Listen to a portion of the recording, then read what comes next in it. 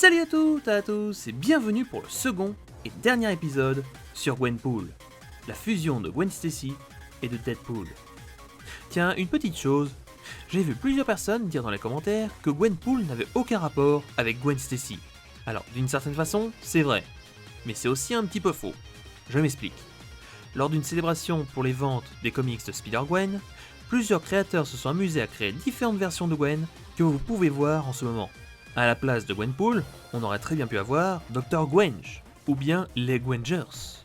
Le design du personnage de Gwenpool ayant été apprécié, ils ont créé un premier épisode pour voir si le public allait aimer, et voilà comment Gwenpool est née. Si vous n'avez pas vu la première partie, cliquez sur le petit lien qui s'affiche maintenant, sinon vous n'allez pas comprendre grand chose.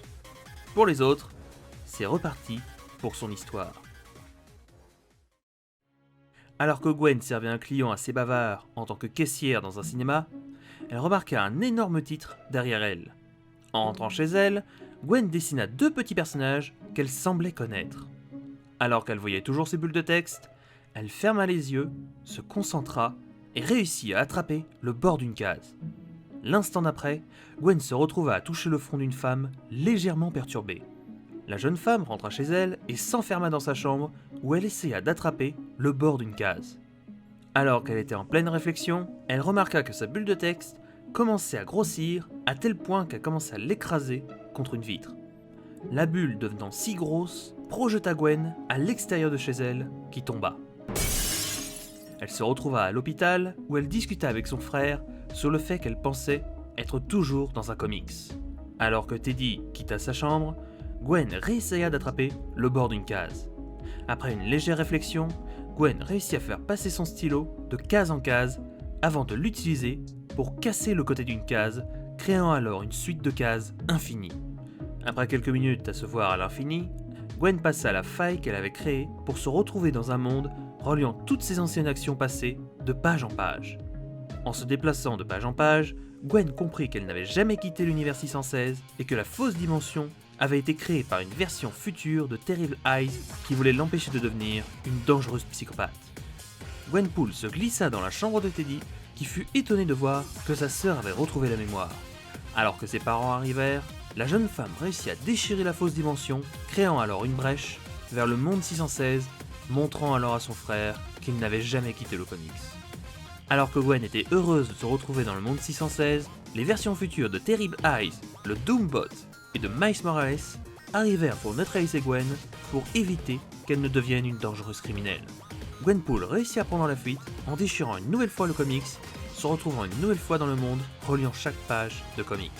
Après une longue recherche de son double maléfique, Gwen se reglissa dans le comics et fut immédiatement bloquée par la magie de Terrible Eyes qui l'attendait.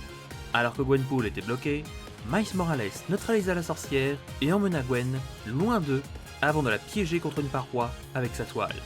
Le Miles Morales du futur expliqua à Gwen les mauvaises actions de son double maléfique, des actions qui avaient détruit de nombreuses vies, comme la mort des parents de Miles Morales. Alors que Miles repensait à la version diabolique de Gwen, celle-ci se matérialisa juste derrière lui. La criminelle projeta Spider-Man et libéra la Gwenpool du présent. Alors que les deux Gwenpool discutaient, le groupe du futur arriva et lâcha la gentille Gwen au-dessus du vide. L'autre Gwenpool se déplaça de case en case pour réussir à rattraper la gentille Gwen dans sa chute. Un violent combat éclata entre la criminelle et le groupe du futur. Alors que la Gwen du présent commençait à avoir peur de devenir comme sa version diabolique, le corps de la criminelle commençait à disparaître. Voyant son corps devenir transparent, la Gwenpool maléfique prit une arme et tira plusieurs coups de feu qui tua sur le coup Spider-Man, Terrible Eyes et le Doombot. Après avoir tué les héros, la version diabolique de Gwen emmena la Gwen du présent dans l'espace interstice. Alors que la criminelle essayait de convaincre la gentille Gwenpool de devenir comme elle, un tourbillon les interpella. La meurtrière expliqua que tuer Miles Morales n'aurait aucun impact car il reviendrait forcément et que agir de la sorte augmentait le nombre de pages restant à ce comics. La Gwen du présent, choquée et en colère, attrapa sa version maléfique et réussit à la détruire en se jurant de ne jamais devenir comme elle. Après sa disparition, la véritable Gwen retourna à la recherche de ses amis. Elle réussit à retrouver Terrible Eyes, qui lui expliqua que la famille de Gwen de cet univers n'était pas sa véritable famille. Gwenpool s'excusa également envers Miles Morales pour les actions de son double maléfique. Plus tard, alors que les dernières pages de son comics commençaient à se rapprocher, Gwen décida de commettre un vol pour prolonger son comics.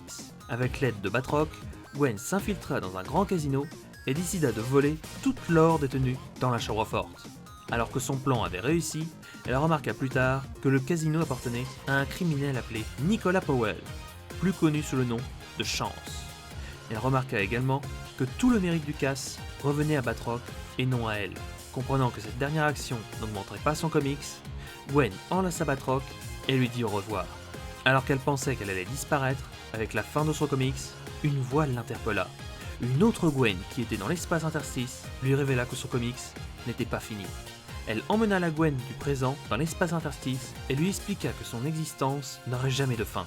Elle lui expliqua également que des fans étaient en ce moment même en train de lire le comics et que cela dura indéfiniment, rendant Gwen intemporelle et que un jour, un auteur lui donnera une toute nouvelle histoire.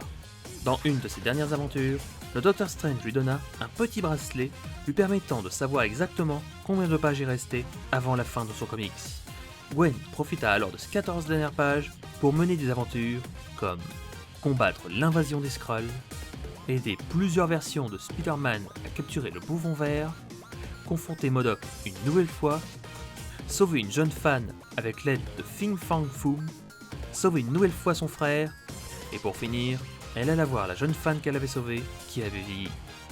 Voyant qu'il ne restait plus que 2 pages, Gwen retourna dans l'espace interstice, remercia ses lecteurs, et retourna dans le temps pour rassurer la Gwen qui pensait disparaître, créant alors une boucle où Gwen continuerait à avoir des nouvelles aventures.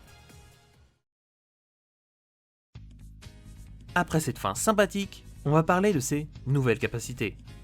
Quand Gwen était dans la dimension créée par Terrible Eyes, elle commença à pouvoir voir et interagir avec les éléments du comics. Elle réussira même à sortir du comics pour se retrouver dans l'espace interstice, un endroit reliant toutes les pages du comics. Grâce à cette zone, Gwen pouvait se déplacer dans le temps, se donner des objets à plusieurs endroits à la fois, ou même voir combien de pages il reste avant la fin de son comics. J'espère que cette vidéo sur la fin de Gwenpool vous aura plu. N'hésitez pas à commenter, partager, tout ça. Vous pouvez aussi jeter un œil dans l'onglet communauté de la chaîne si vous voulez être au courant des dernières news. Exceptionnellement, il n'y aura pas de vote, je travaille sur plusieurs personnages qui sortiront très prochainement. Quant à moi, je vous laisse et je vous dis à la prochaine. A plus les gens.